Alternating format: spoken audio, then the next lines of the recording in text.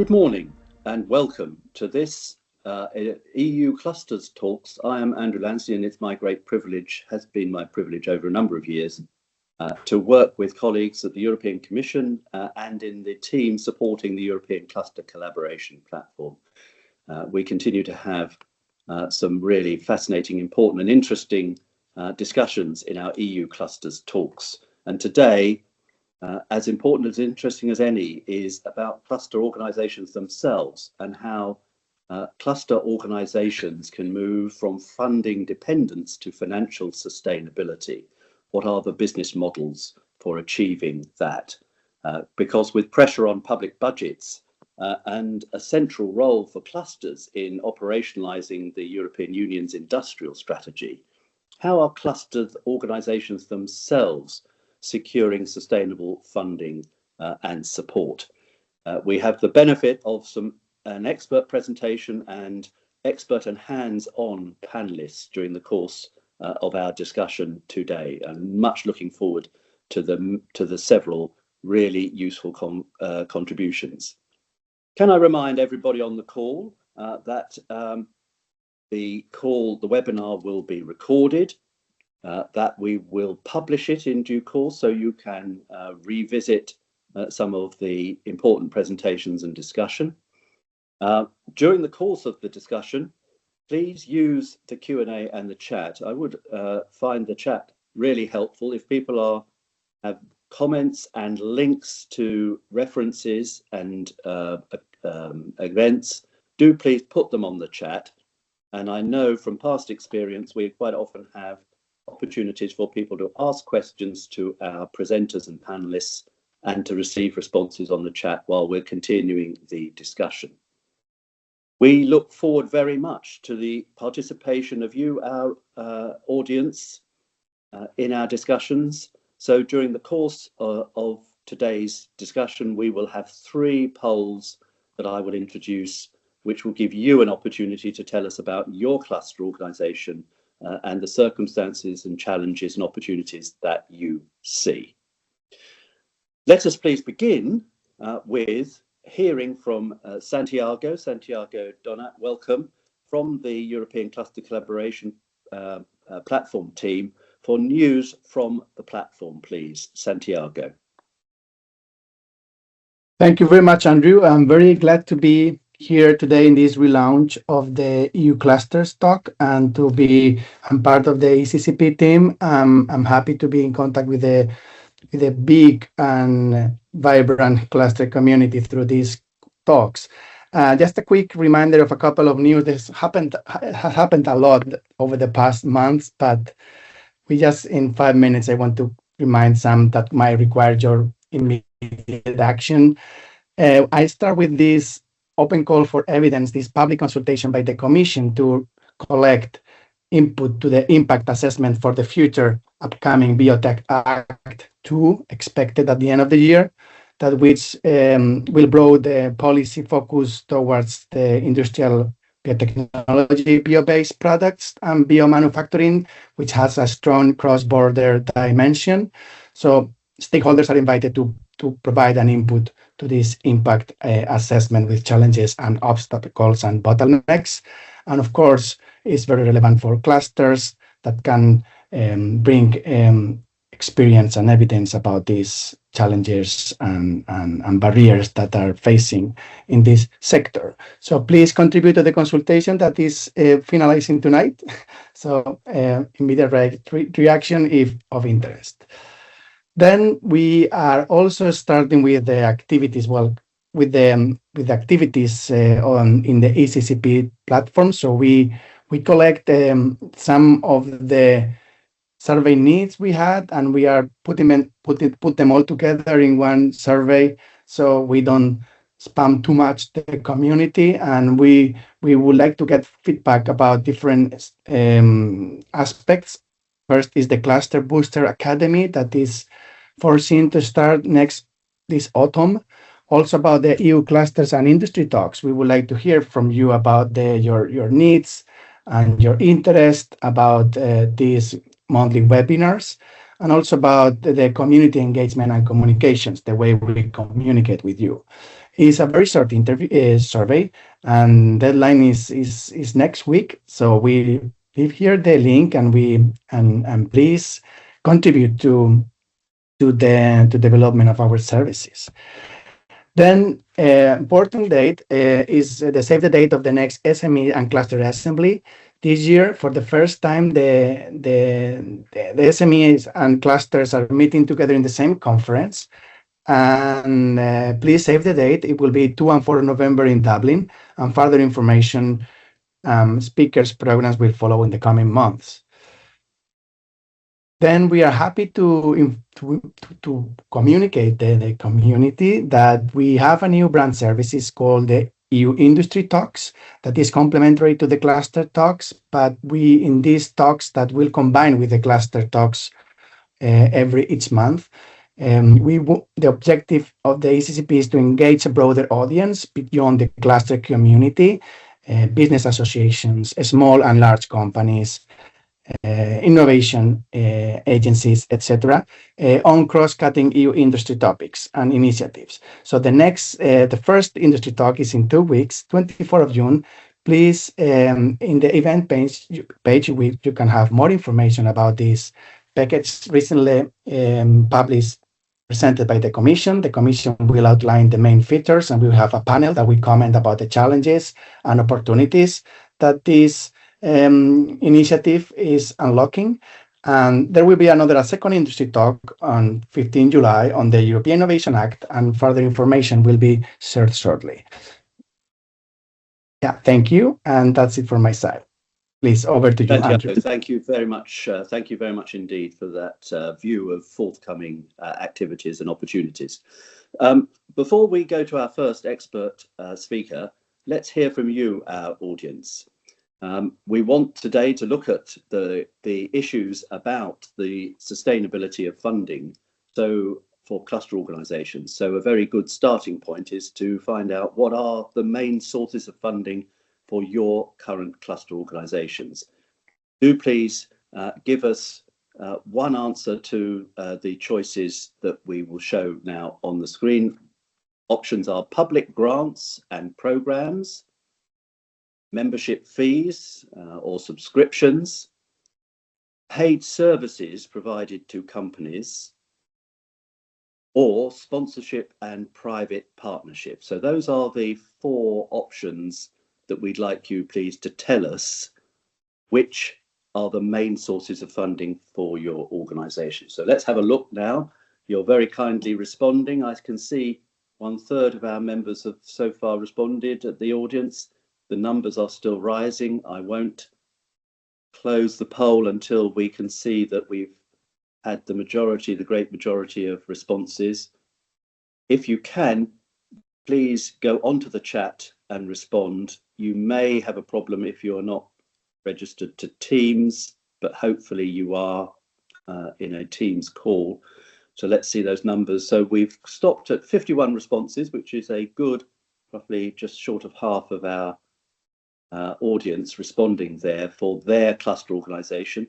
And the largest proportion, some half of those cluster organisations, are benefiting, and their main source of funding is from public grants and public programmes, then membership fees.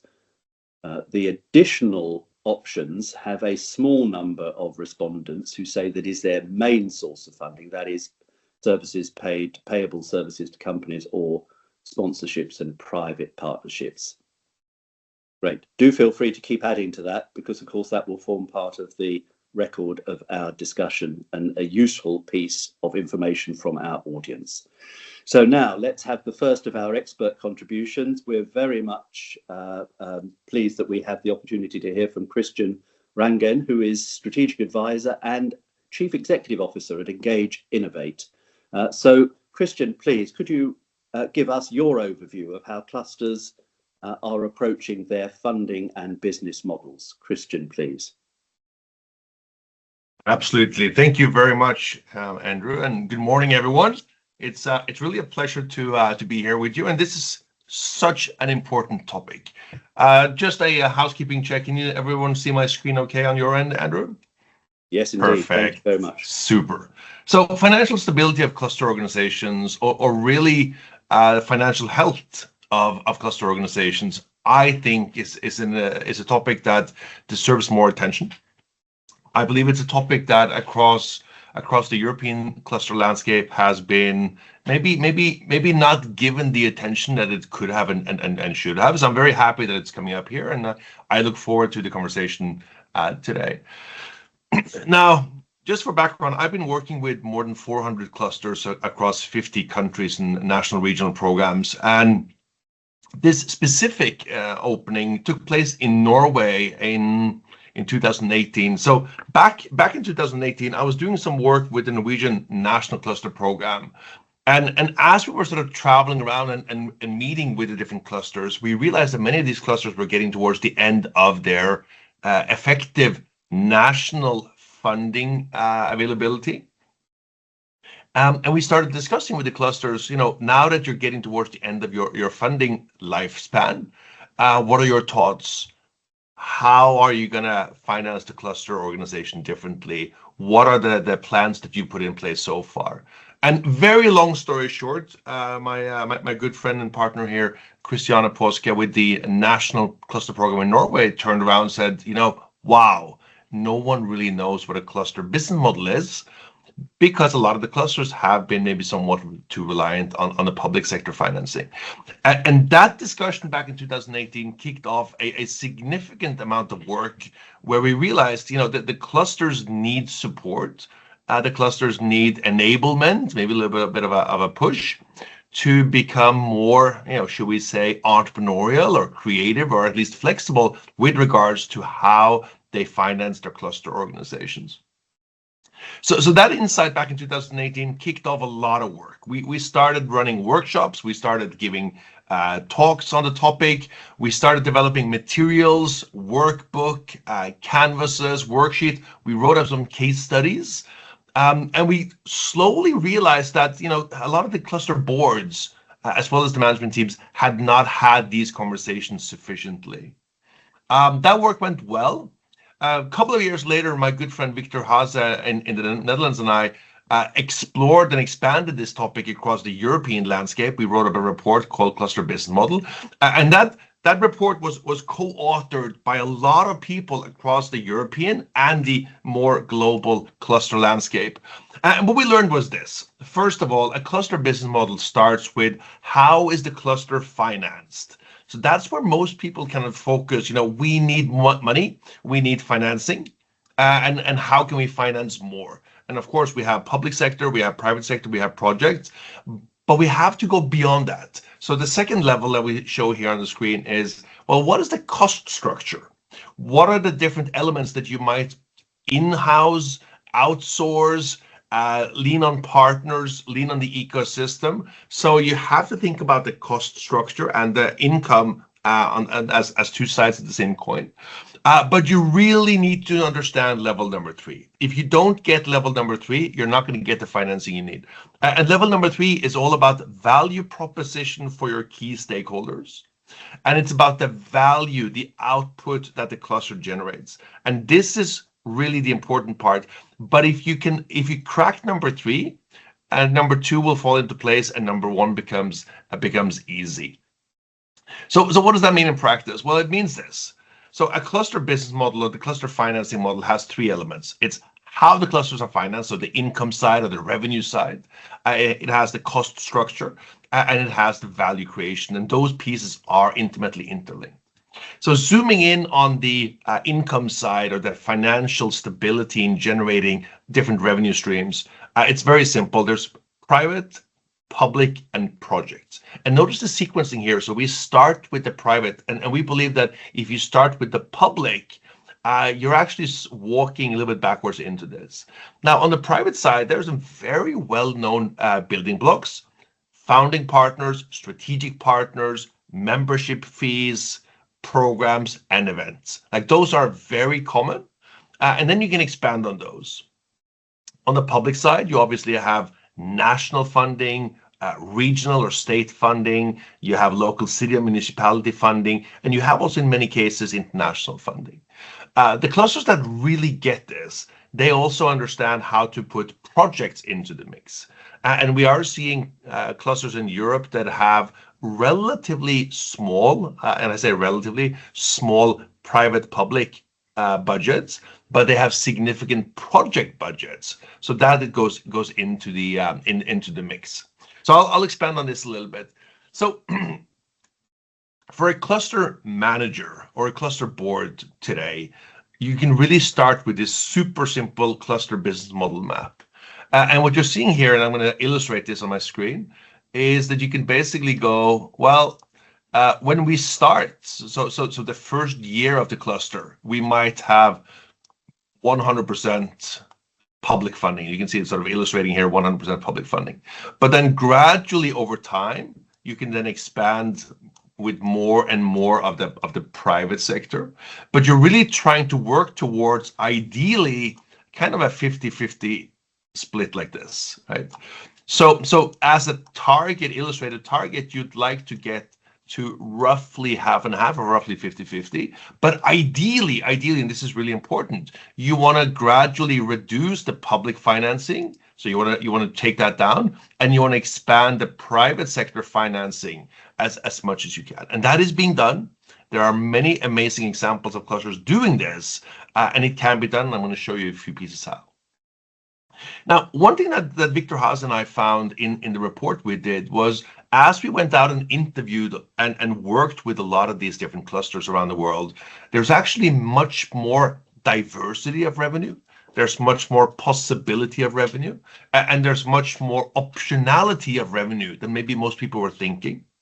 And we kept coming across new activities, new proposals, new revenue generating cluster work. And we pulled them together and said, the many options of a cluster business model. And we have seen some really, really good examples of how clusters are innovating in putting these together in different ways. Now, what is really important, and we've seen this again and again, cluster business models evolve over time. And it's typically over a 10-year period, we'll see that the cluster business model evolves typically 3 times significantly. So maybe if you think about the first 2 years, you might be very reliant on public sector funding and maybe a couple of founding partners. You might not even get to the membership fee yet. And then as you get maybe into years number 3, 4, 5, you're maybe reducing a little bit the public sector, you're increasing membership fees. And then maybe as you're getting into years 6, 7 and beyond, you're actually doing much more project-based financing. And you're less and less reliant on the public sector. So understanding that we might very likely start with public sector funding, but we have to be able to evolve. We need to be able to evolve into the industry side and then expand with projects over time. Ideally achieving a balance that make the cluster management organization sustainable over time. Not everyone can do it. We've seen many examples of clusters that have basically tried and failed. They realize they don't have the entrepreneurial gene. They don't have the relationship with the members. Very often they're lacking the value proposition, but most clusters are successful in doing this.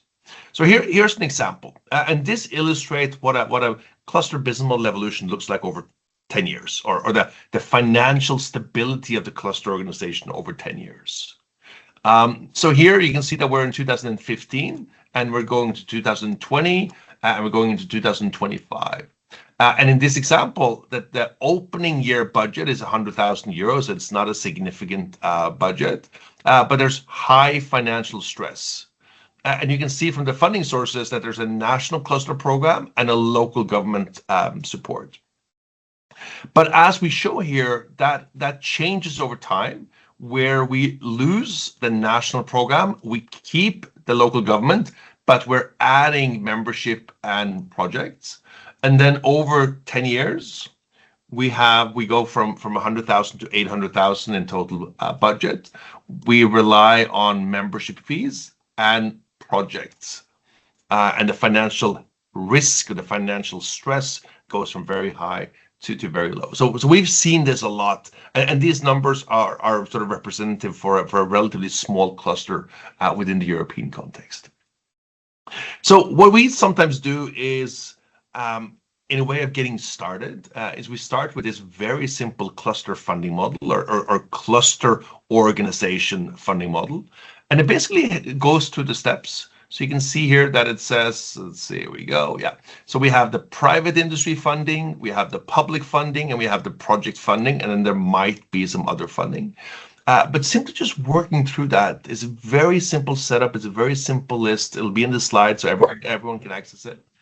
And then, of course, you have the cost elements, equally important. So we got the cost over here, where we have a one-time startup cost, and we have the staffing cost of the people, we have the operating cost, and then we have the project cost. So I've worked with very large and complex clusters, but we can actually break it down into something as simple as this. Now, here's an example that you can review in the slide. But the point is that clusters evolve over time. And we need to have a mix between the public and the private and the projects. Now, to close out from my end and kind of open for the panel and the discussion on this topic, what we typically see is a few things. First of all, obviously, naturally, different clusters have different starting points. So there are amazing clusters, for example, in Iceland, for example, in Australia, that only have private sector funding, and they thrive. They do really well. There's financial challenges almost naturally, but clusters can be built and sustained only by private sector funding. Public sector funding only is possible, and we see this in, for example, parts of Europe, maybe Southwest Europe. We see it, for example, in more emerging economies and markets. But if you have only public sector, it's actually hard to kind of lean into the private. Fortunately, most clusters sit in the middle, where they actually have, so we call it a creative patchwork of different funding pieces. And a lot of the cluster managers realize that we have different pieces, different building blocks, different optionalities that we work on. But it is a combination of the two. Personally, what I like to see is I like to see a full private that expands towards a little bit more public partnership over time. But we need to have private funding in the mix from day zero. If we don't, we tend to become too reliant on the public side. So what does a cluster manager do? So what we typically see, and obviously having worked with hundreds of different management teams, there are cluster managers that are super entrepreneurial. Like they have so many ideas of how do we create value for our members? How do we create better value proposition? How do we come up with programs and projects and events and revenue activities where we can actually finance the cluster really successfully? I have one cluster I'm working with in the US, and I'm just blown away by the entrepreneurial gene that they have in the management team. We have some that are maybe a little bit more on the corporate side, and they tend to go like, well, we need members to pay, and that's about it. And then unfortunately, I think that we have maybe a group that is, maybe they've become too used to the public sector financing, and it's too easy to work on the public side. So to close out, how do you evolve this? Well, over a 10-year period, you typically want to have 3 different types over time. You can start by mapping out what are some short-term possible steps. And then I think we need to think in 10-year timelines, not 6 months quick fixes. And the funny thing is, we've worked across these topics in Europe. So several years ago, we introduced this idea of the clusters of change roadmap. And a core pillar here is that you need to think about the cluster strategy over 10 years. So you have the phase 1, phase 2, phase 3, and the cluster business model will evolve over time. So summarizing from my end and then handing it back to the panel is that anyone can actually reinvent and rethink the cluster financing model, but we need to understand the revenue side, the cost side, and then the value proposition and the value creation side. And over to you, Andrew, and I'm happy to hear any thoughts and, of course, discussion with the panel. Thank you very much. Christian, thank you very much indeed for that excellent overview and introduction. And indeed, there's a great deal in your presentation that I know many of our participants will want to have access to. So if you're able to share your presentation and people are able to follow that up afterwards, that'd be really great. If you stay with us, Christian, we will have an open discussion a bit later. So, and there will be questions, no doubt, which it would be great to be able to ask you, as well as having heard from our participants and from the panelists. Before we go to the panel, we'd like to hear a bit more about the views of our many participants from their own cluster organisations. So let's have two questions. Let's take the first one, which is, what is the biggest challenge to improving the financial sustainability of your cluster organisation? Actually, if you have serious challenges, do please put more than one. Do feel free to answer more than one.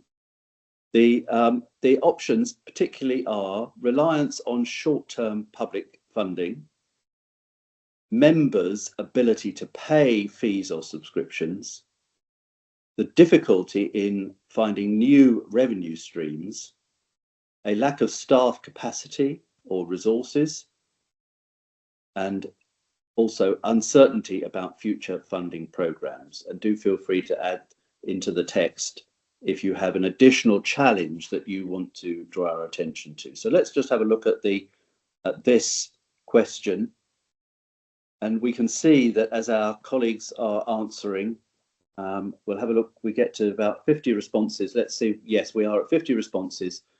And we can see that the uncertainty about future funding is the biggest challenge. But there are a number of other responses, developing new revenue streams. And I think in particular, it will be very interesting to come back to that discussion in the light of the experience of our panelists. Reliance on short-term public funding is mentioned, but also lack of staff capacity and resources. So thank you very much for that set of responses. Do keep responding to that one while we move on and have, in addition, another question to our audience, please, feeding into our panelist discussion.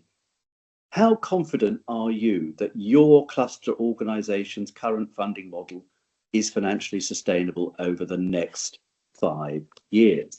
Now, this is slightly different in that we're asking you to rank this on a little spectrum that goes from, at one end, very confident, then somewhat confident, then neither confident or not, so a neutral position, then not very confident, and then not confident at all. So this is a 5-point spectrum. And let's have a look. Let's bring that up and ask our participants to respond on that as well. Thank you very much. You're very efficient with the responses. So somewhat confident, not very confident. So we have a balance here. It's almost as if we have as many on the confidence side as we do on the not confident side. So adding the very confident and somewhat confident, we're in the 42%. On the not very confident or not confident at all, 44%. So it is a very balanced set of views. But of course, what that indicates is that when asked how confident you are that your cluster organisation is financially sustainable, somewhat approaching half, 40, 45, 41, 42% of our respondents are not confident of this. So that's very important for the context for the discussion with our panelists. We have a great panel, so let's go to the panel now. And we have 5 contributors, as you can see on the slide in front of you. What I'm going to do is I'm going to ask a question just to introduce each of our panelists in turn. And ask them in that context also to tell us a bit about their cluster. We don't want to pass over the opportunity to hear about those individual clusters, but in particular, of course, looking at what are the issues relating to financial sustainability. If I may start with Marcos Suarez, who is Strategic Areas Director at Basque Energy Cluster. Marcos, would you be kind enough, please, to open up our panel discussion by telling us something briefly about your cluster itself, but in particular, how your business model works, and if you want to relate that to some of the the challenges that our own participants have been telling us about, that would be great. Marcos, please. Hi, thanks, Andrew, and thanks to the CCP for the invitation to participate in this panel discussion.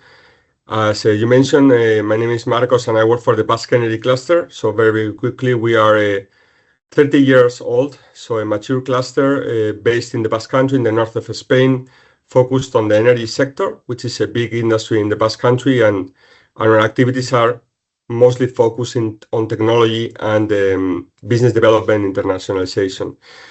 Regarding your question about the business model, I liked a lot the presentation from Christian, and I would say that in his categorization, we would be classified as a balanced. So as I've said, we've been going on for 30 years, and we have a very balanced structure between 5 items. One is private, member fees. Two are private, member fees and services to these members, so private paid. One is public, and 2 others are, let's say, projects, European projects, and the last one would be other competitive public funding, either a regional or a Spanish level. So in that sense, we have a very diversified model, and we've come to that mature stage of let's say, clusters in terms of financing. So Marcos, can I just ask, so how it's, because Christian was showing us a very interesting description of how this can develop for a cluster over a period of time, and you have experienced this. When you've reached that, how long did it take? You described a 30-year period. How long did it take to arrive at what you're now describing as a mature fund model? I would say that in the beginning, I think it was I would even consider, I mean, it was 30 years ago, so I wasn't there, but I think it was kind of a best practice in the sense that it was a cluster policy by the Basque government, but it was a public-private collaboration. So initially it was funded by the Basque government and by the companies from the beginning. And then it took, I would say, a long while to start maturing. So I would say maybe 15 years until there was a new management in the cluster.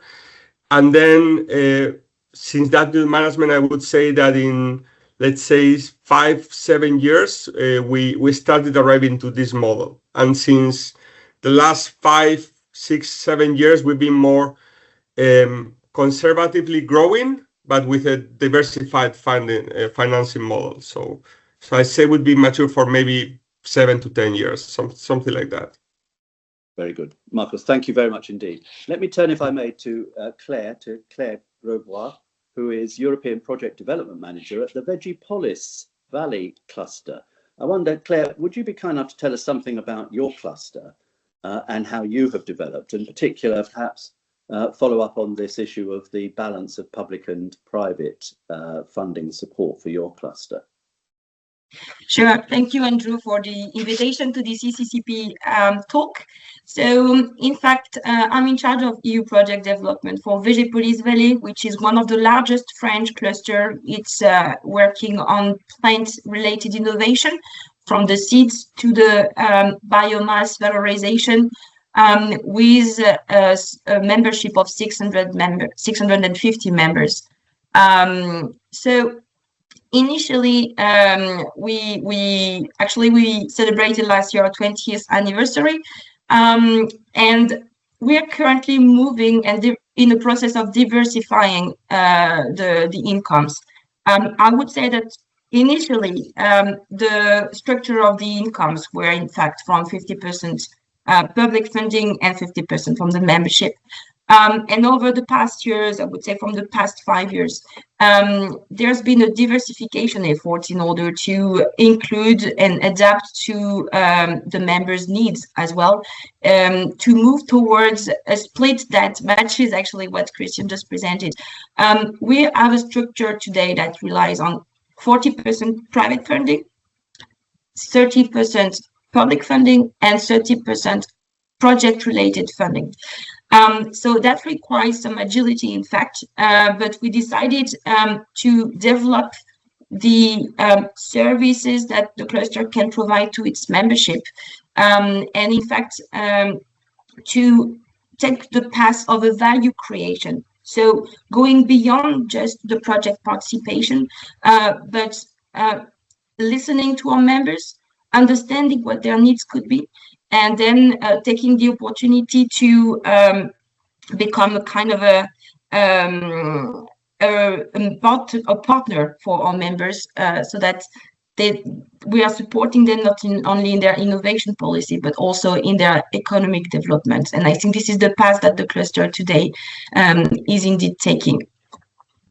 That's very interesting. Claire, I just wonder, clearly these are difficult times for public funding. There's very many pressures on public sector budgets. And sometimes the response to that is a shift from core funding to what is essentially project-related funding, or constantly testing, as it were, the additionality of the public funding that is being provided. You know, is it buying something that wouldn't otherwise happen? Have you seen a shift in the not only the amount of public funding, but the ways in which public funding is provided? Absolutely. So in France, there's been a shift from the state providing public funding to the regions, and that led to a decrease of the public funding that were available. And on that parameter, we had a strategy of actually extending the regions where the cluster is currently rooted. Today, we are anchored in 4 regions in France across the whole French territory. And this is indeed one parameter that was key for us on the public funding aspects. Regarding then the project parameter here as well, it cannot be the only reliable pillar, I would say, that because we see, in fact, some variations and actually quite a downwards trends regarding funding that are allocated to projects. So this is important to contribute to this pillar still and be mobilized. I think this is also the opportunity to contribute to in-house upskilling of the teams. But in the meantime, it's important that the 3 parameters remain linked and are interconnected. And so, right, on the service part, as I mentioned, this is a learning curve. I think it requires as well to be agile in order to match the needs of the members and of the companies. And on that parameters, I would just add that it's true, even though this private funding is an important component, it's essential to continue having this public funding core, I would say, that allows the clusters to provide all these social and economic impact in connecting the members between themselves, in animating innovative ecosystems, which can hardly be monetized actually. So that's actually why we believe though that it's a key component for the cluster activity though. There, thank you very much. That's really interesting and most helpful to hear. Thank you. Let's turn, if I may, to Alexander Yurchak, who is the Chief Executive Officer of the Ukrainian Cluster Alliance and has been over the course of the last decade. Alexander, we're delighted you're able to join us. Obviously, we recognise that you have faced in recent years some exceptional and traumatic challenges. But could you tell us something about how the Ukrainian Cluster Alliance has come together and how it is being sustained for the longer term? Yeah, hello everybody. Yeah, glad to be here. So I represent Ukrainian Cluster Alliance. This is like national cluster association umbrella. So we unite more than 40 clusters through Ukraine, and we are a relatively young organization. We were activated 4 years ago.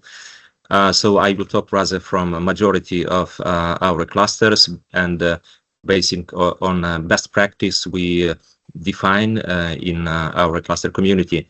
So talking about financial model or business model, I would say that, let's say, in previous time, let's say 5 or more years ago, the main source were international projects and membership fee. Today we see that when we observe the most resilient clusters, we see that they move to rather mixed portfolio, which consists of what was said today, like membership fees, it's international donors funding, it can be service revenue like selling some services for training, consulting, project management, so on. Also private partnership and sponsorship.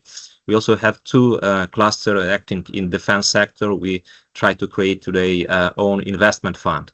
However, this is like what we observe. The most important change is not about, you know, percentage or balancing of these different parts. Biggest shift what we observe is how to move from a funding-centric model to value-centric model, where collaboration and focus of common value creation is, for us, is the main one. So this is the cornerstone statement we recently developed in our new playbook, which is called operating model, how to create common value. So this is like main shift we observe in our community. That's really helpful. Thank you very much. Very interesting. So you've seen changes in recent years in the shape of that model, and have you found that you and your clusters have been able to act as managers of investment, particularly into startups and scale-up businesses? Not yet. So this is really a challenge for us, how to make cluster manager, cluster organization, real ecosystem orchestrator in, industrial supply chain and innovation ecosystem.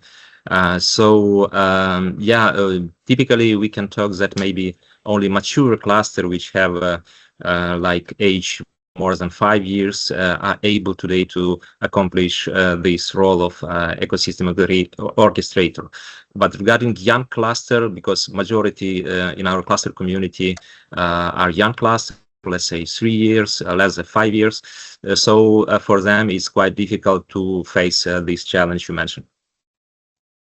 Super. Thank you very much for being with us and explaining that. Thank you very much. Let's turn, if I may, to Silvia Rossi, who is cluster manager at Cluster Build in the Emilia-Romagna region. Could you tell us something, please, about your cluster, and in particular the challenges that you are facing in these sometimes difficult funding times? Well, yes, thank you for the question, Andrew. And what about Cluster Build from Emilia-Romagna region, where we were born in 2017, and now we count more or less 120 members. That I think that could be a good number, because Emilia-Romagna is just a region compared to our nation, Italy. And we work on 4 different value chain with our members from, for example, innovation, cultural heritage management. We also work on urban regeneration, energy efficiency, life cycle assessment, smart materials. Moreover, we are now working on create a system for infrastructure, and try to create a platform for resilient infrastructure, focus on mobility and logistics. And we are now develop different business model. More or less, we follow the path that you, Christiana, mentioned before. And we try to develop a new mix of funding, because now our business model is currently based on a combination of public project funding, membership fees, and service-related activities connected to the innovation support and internationalization, of course, and collaborative initiatives. But we are unfortunately stopped at more or less 5 years ago, when we developed new revenue streams, but we didn't reach our goal, because more or less the 60% of our funds come from public regional cluster program. But I would like to, of course, develop a new mix and try to create a core of services from a member and work in a different project with them. But it's very hard to create this core, and also it's hard to create a most effective step in strengthening this kind of financial support, and also to create new services for the members, because the market is continue to change, and it's harder to create a very strong relationship with the member. Yeah. Sylvia, can I just ask, because that's very interesting as you're extending the services that you can provide to your cluster company members. Yeah. Is there a tension between what you are providing and the fact, of course, that there is a private sector market in support to the construction industry? So to some extent, are you able, as it were, to compete with your own members? Yeah. Exactly. We try to create a very strong long-term relationship with the members and also stakeholders. And as a cluster builder, as I mentioned, I work on cultural heritage and also on several projects with all of my members. And most of activities of the cluster build is the dissemination and promotion of the innovation and also the technology transfer, and try also to disseminate the very good results and outcome from all this kind of project. But what we really need to do with all the members, they can be a research lab or a SMEs or a startup, we really to have a strong relationship also with the public administration and try to figure out the problem of the public administration and try to create a link, a contact between this very good project and the needs from the public administration and the territory in general. And sometimes this is a very good relationship and a very good financial step for me as a cluster, but also for my members. So it's a win-win philosophy, okay? But sometimes some of my members say that in this case, the cluster could be a competitor for them. So what I have to do? I have to be more strong and try to convince them to work together, because only if we work all together, we can go ahead and not leave them alone on the marketplace and try to submit, for example, some proposal, or try to submit a proposal for a call for tender and try to win all alone, because only a strong team could win in this case. Very good. Thank you very much, Sylvia. Can we bring in Asta Kristin Sigur Jonsdottir from Iceland? You're very welcome. Can you tell us something about you are the chief executive at the Iceland Tourism Cluster. Can you tell us something, please, about how your cluster is financed, and indeed what have been some of the changes over recent years?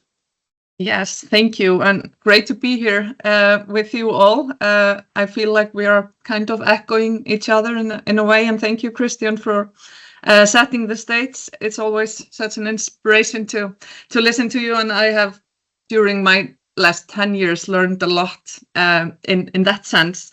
Well, in Iceland, then, as Christian was showing you, we don't get any public funding.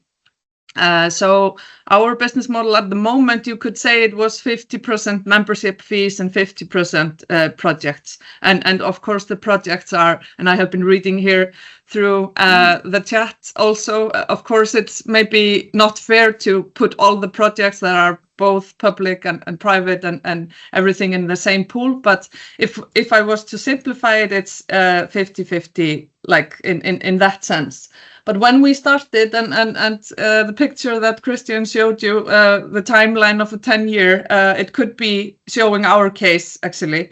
because we started in 2015 with membership of maybe 35 members, and the revenue was around 170,000. Then we after 5 years, there was this thing called COVID. So our revenue streams, I mean, we are a tourism related, of course, cluster. So our businesses got like super hard hit by that. So the members were not like in the strongest position to keep on paying their fees, not at least in the same amount that they did before. So before COVID and in the year of 2020, we had about 70% income from the private sector and 30% from the projects. And like we flipped after this 5 years, we flipped our model into being, exactly the opposite. So few years later, we had 70% coming in from projects and 30% from the private sector. But at the same time, our revenue went from 170,000 to 700,000 euros. So we got really big in the European projects, but also we had a really good Nordic projects. We were leading 2 Nordic projects at the moment from the Nordic Council of Ministers and Nordic Innovation. So that was really important. But we also showcased during COVID how we could support our members, and in times we were more acting like a psychologist than a cluster managers, because we really reached out there and changed our programs into online programs, just overnight, really. Yeah. So I think that, what we need to do maybe more, because we are not having public money, is we really need to, use a lot of time in this relationship building with our members, and really, like we have been talking about here, really, showing the value, listening into the challenges, and coming up and trying to be always one step ahead of the game, in that sense that they feel like they have something to gain from the membership, and that's also what we have been really successful in, keeping our members, and I mean, many of the biggest members have been like a big members for 10 years, and I'm not sure if that is usual. I mean, we would be a little bit fragile if 1 or 2 of them would say, okay, now we have supported this or been in this for long enough, then it would be a little bit shaky in that sense. But yes. Asta, can I just ask you, sorry, just following on what you were saying, as you develop the project financing, I've been in membership organisations in the past myself, and there is always something of a tension. The members do not necessarily want their organisation to be, and their management capacity and resources to be directed towards meeting the objectives of particular projects. They very often want to see the organisation focused on the membership as such. Is there a kind of a tension between membership and subscriptions and fees from members and the services provided to all members, and the focus that has to be put into delivering on projects?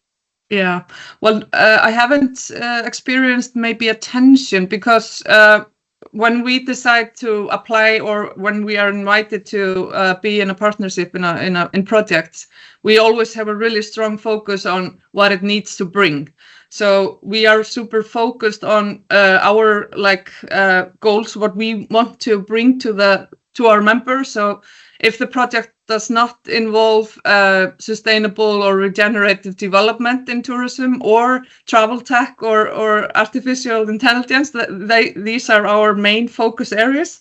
So if it does not, bring us value in that sense, we need to say no, because I mean, I think that is also the biggest challenge. And when money gets short, you just grab onto everything you find, because you need to have a revenue.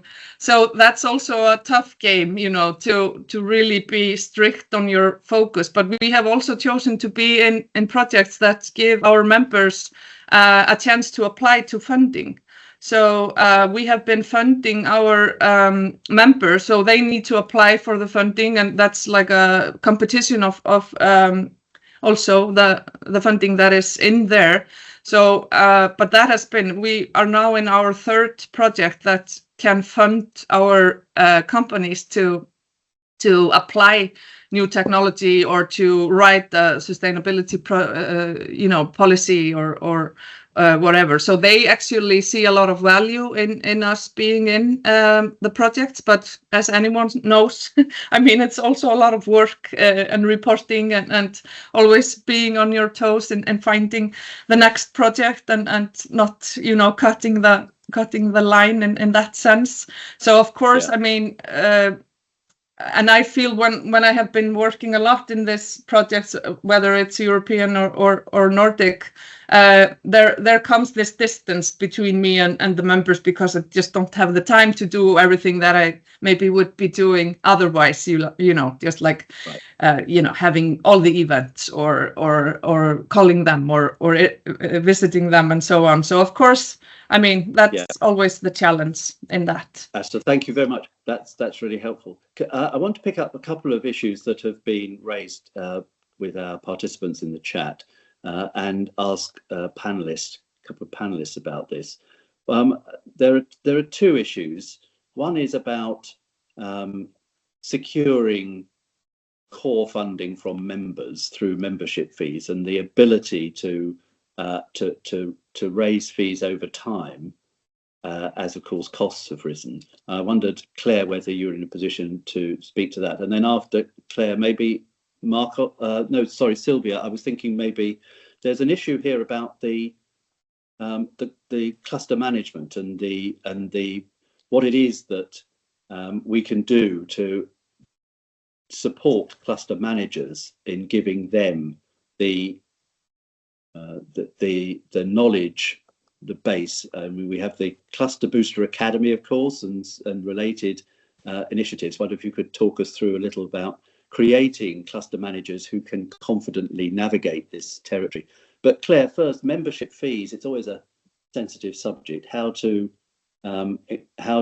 take your members with you in meeting the rising costs or indeed rising ambitions of your cluster. Right. Sorry, Claire first, and then Sylvia after. Thanks. Claire first. Okay, thank you. On membership fees, so we have a policy where, of course, we're adapting depending on the type of the member. So within the membership, we are 60% of companies, but of very different sizes. It ranges from startups to large companies. And I think that first, this is the first parameter to adapt to the capacity and the type of member. And the second parameter is indeed trying to address the needs of the different type of companies. I think that for the startups, the SMEs, we see now that for them to benefit from public funding via projects, it can be a first step towards then private fundraising activities, for instance. And so this is, I would say, part of the core activities of the association. The second parameter for larger groups, they have some different needs that we're trying to address internally in adapting the activities, the animations that are provided to them. It can be by putting them in touch with some other members whenever they're addressing some specific challenges. It can be having some specific support whenever they're part of a project and they need to be they need a specific support in order to get used to the methodology, the approach to these projects if they don't have it. I mean, it's really, I would say, depending on the needs. We keep very agile and adapting to the needs. Okay, thank you, Claire. That's really helpful. Thank you very much. Sylvia, sorry, I've led the witness in advance, but cluster managers and how to how to equip cluster managers with the knowledge and skills that are needed? Well, first of all, I have to thank you because in the 2023, I follow your Boost Academy, and it's very precious for us for, of course, exchange our knowledge between other cluster manager, but also to think out of the box, because you have to manage a cluster that is not an enterprise and that is not a university or a research lab. It's something different. And what I think is very important for a cluster manager is, well, first of all, have a very strong soft skills, because you can have for example, I'm an architect and I manage the cluster build. So I have more or less all the technical competencies for understand the head value of a project or a open innovation of some idea. And I know how to link the stakeholder of the quadruple helix, because I'm in my origin, I'm a technician, but what I can do, I have to do something more for my members, for the stakeholder, and also for example, for increase of the TRL of the project, or how to open marketplace for my member. How can I do it? Try to stress the relationship with my members, talk with them and try to understand their needs, and also try to understand all the needs in our case, in the case of Italy, because we have a very strong law for call for tenders, or how to build, or how to retrofit, and so on. I need to create a very strong relationship with the public administration, or with the facility manager, or big asset manager, and try to talk with them with the same language. So a sort of translation between members that work on IoT and artificial intelligence and sensor, a very strong algorithm for structure analysis, and try to translate in a language that, for example, the facility manager can understand. This is the case of a soft skills. So this is very important. Yeah, thank you very much. That's really interesting. Thank you. Marcos, I wonder if I might ask you, because one of the, I mean, we've heard about public-private partnerships, and to some extent we've heard about the shift potentially of diversifying sources of funding, moving away from reliance on public funding. But is there an argument that actually the public-private partnership is of the essence of a cluster, in that very often clusters are about sectors and places, and often the sense of place is rooted in the fact, as Claire was previously describing, about the shift towards regional funding. Sometimes the commitment of the region or the locality through funding the cluster is important to the long-term future of the cluster. Yeah, I would say, at least in our case, that's in the essence of the Basque Country cluster, because the cluster policy in the Basque Country is born as an industrial policy instrument. So there are, I think, 17 clusters funded by a program by the Basque government. That's been stable throughout the years. So for 30 years, that's been a stable source of funding. That's been back since the beginning with the participation of the companies. So yeah, I would say public-private connection is in the essence, at least in our case. I think in some cases it might be different, but for us it's one of the also of the sources of value, because somehow we generate value for the companies in the connection with the public sector, as I think Silvia was mentioning before, also connecting to different elements. but we also generate value for the region, because sometimes we do activities that per se, let's say, are not self-sustainable, because they will bring value to the region, bring value to the sector as a whole, but you cannot really fund them from a private source, let's say, because companies won't be willing to pay for that, because the value they get directly from it is not enough. But the value for the sector as a whole, for the region as a whole, it makes sense that it's a public funding. And I wanted to, I like the question, because at least in my opinion, that's a key element for the survivability of a cluster.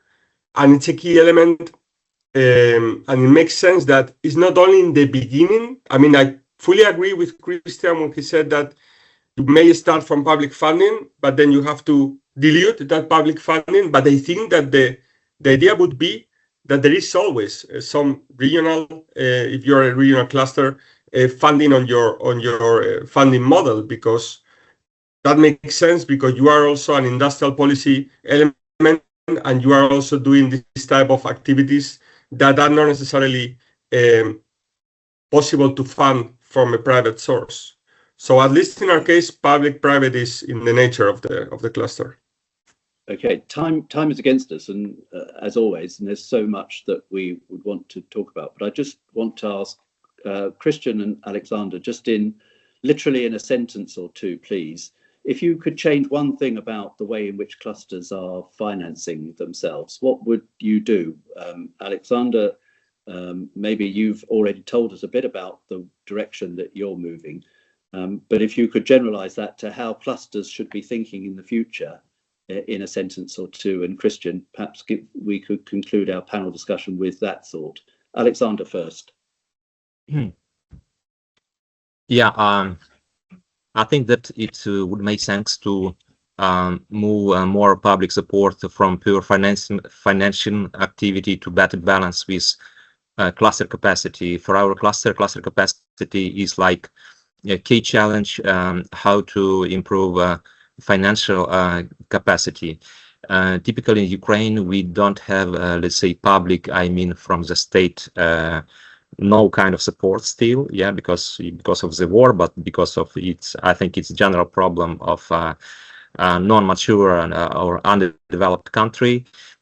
So we rely a lot of international funding, international program, but typically this program we have from international donor in Ukraine, it's quite a short project period of from 6 to 8 months with general volume up to 50 kilo euros. So of course it's very fragmented. If you have a big amount of such project with a small amount short period, of course you cannot create really a good cluster capacity. So for us it's very important to switch, you know, to some program and project which increase cluster organization and cluster management capacity. And we have a good example, a recent program of EU-Ukraine cluster partnership, which was, let's say, funded by European Commission. Is really good for us because it gives example how to, you know, to find this balance, because in this project, which lasts 18 months, we find as well a really good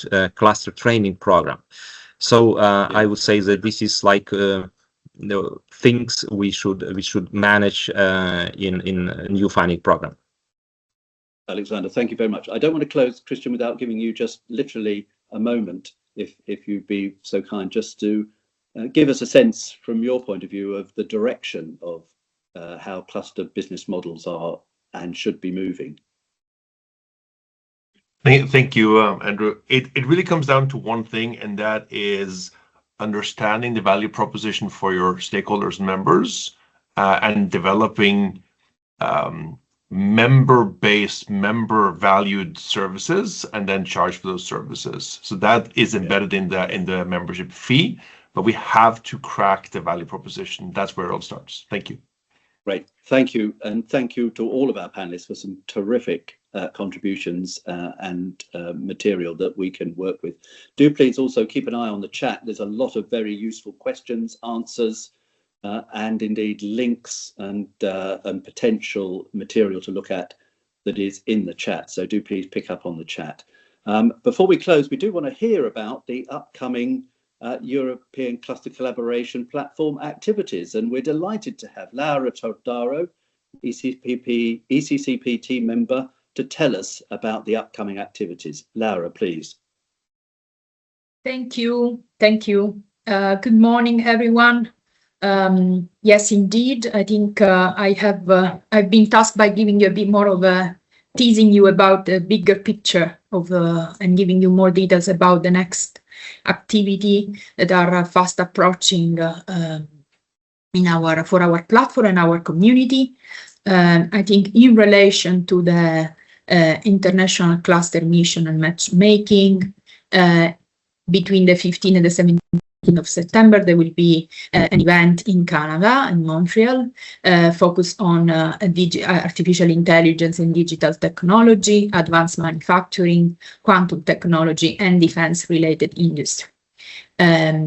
Followed by that, in the following month, in October 21st and 23rd of October 2026, the next matchmaking event will be held in India, New Delhi. Here the focus is clean technologies and renewable energy, energy storage and smart grids, green finance, investment, energy infrastructure. And then still in 2026, in November, from the 17th to the 19th, there will be an event in South Africa dedicated to the digital sector and tech ecosystem. As you all, the majority of you is familiar with, of course, what will happen is indeed the international cluster mission organized with, of course, local hosts. Matchmaking session, networking opportunity, and on-site visits. Of course, this is all to have cluster-to-cluster connection and to support exchanges. Of course, the objective of this is to trigger cooperation between business and, of course, then to support activity for follow-up after the events take place. As I speak, you can see the colleagues putting the various links of the activity taking place as illustrated in the website. In relation to what we call capacity activity to support you and to enhance your skills and knowledge, we have events approaching from the cluster mid region. One will be taking place in Greece, 6th and 7th of October in the Attica region in Athens. And the following one will be in December 2026, the 7th and the 8th, and will be held in Saxony. The focus of these events are in the process of being designed, but please keep your agenda blocked for this event. Of course, what we know is that there will be exchange and peer learning and cooperation between region and the cluster. I think regional capability and priority topics are present to identify common ground, matchmaking and working session, and to shape together concrete ideas and joint initiative. I think this is very much to combine, of course, vertical industry reflection and, of course, reflection instead on what comes from the bottom, from the spatial and regional and the territories of Europe. Then, under our knowledge hub, the repository and the large, I think as Santiago mentioned at the beginning, the next, of course, there will be a next EU industry talk about EU tech sovereignty on the 24th of June, but this, as I said, was very mentioned at the beginning. And then, in relation to our knowledge hub and what you can find in terms of really information and knowledge and additional evidence and study related to cluster, we have, of course, the ongoing work on the cluster panorama, that give you a snapshot of the landscape of cluster in Europe, sector, regions, and the related capability. You can find, of course, information about the cluster profile, fact sheet, news, and report explained for you as a wider audience. This is all to foster your knowledge and to guide our policy making and decision making and activities based on evidence. Please consult the website. And with this, I'll give you the floor back to you. Thanks. Thank you very much, Laura. Thank you for that. Let's hear, finally, last but not least, Santiago again. Tell us something about funding opportunities, Santiago, please. Thank you, Andrew. Just a couple of minutes to remind open funding opportunities of interest for clusters and your entities. I will start with, I think the most relevant now is the I3 instrument calls that are open.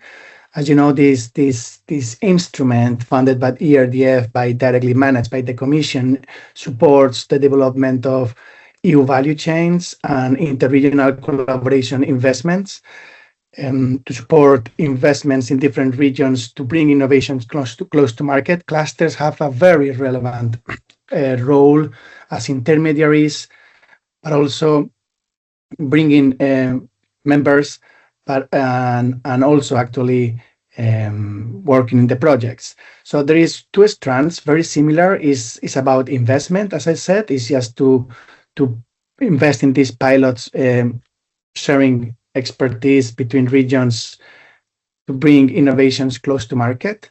And the first strand has 30 million, near 30 million. The second strand has 30 million and is with a focus more on less developed regions.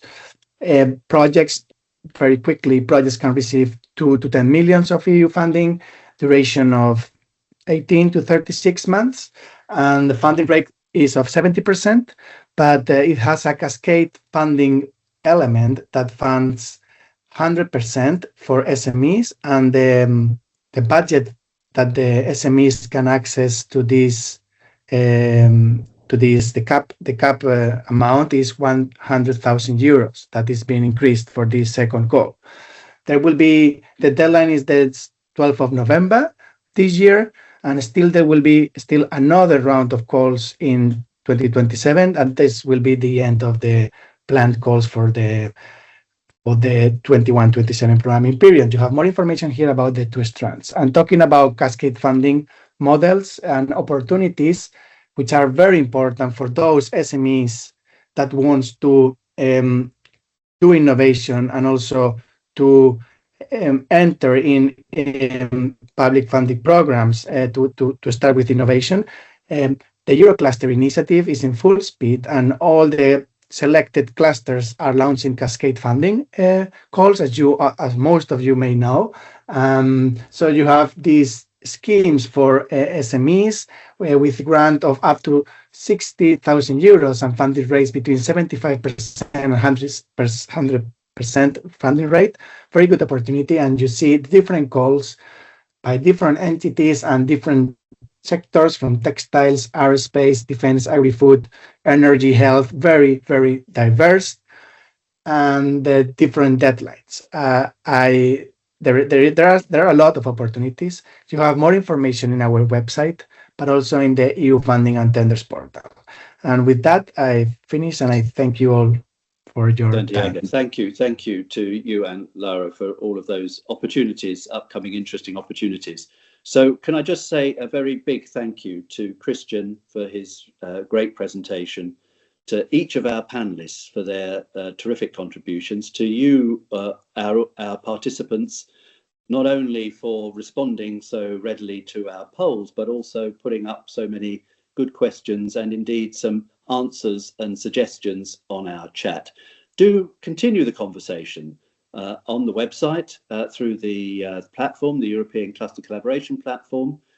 Do continue the conversation and the discussion through the ECCP LinkedIn discussion group, and do please join us again. The opportunity there for the EU Industry Talk on EU tech sovereignty on the 24th of June. And do please all remember, cluster organisations, to take the opportunity by the 15th of June to respond to the cluster's needs assessment survey, which Santiago was telling us about beforehand. It's been a privilege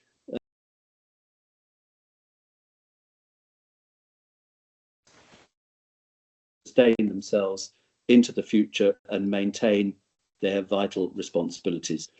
Thank you all very much indeed for being with us this morning. I'll close now and wish you all a very successful... Andrew, sorry, one Yes. small thing, if I might. Can I ask the colleagues to take 5 minutes to fill in a survey that we have launched to understand even better and more your needs in terms of... Indeed.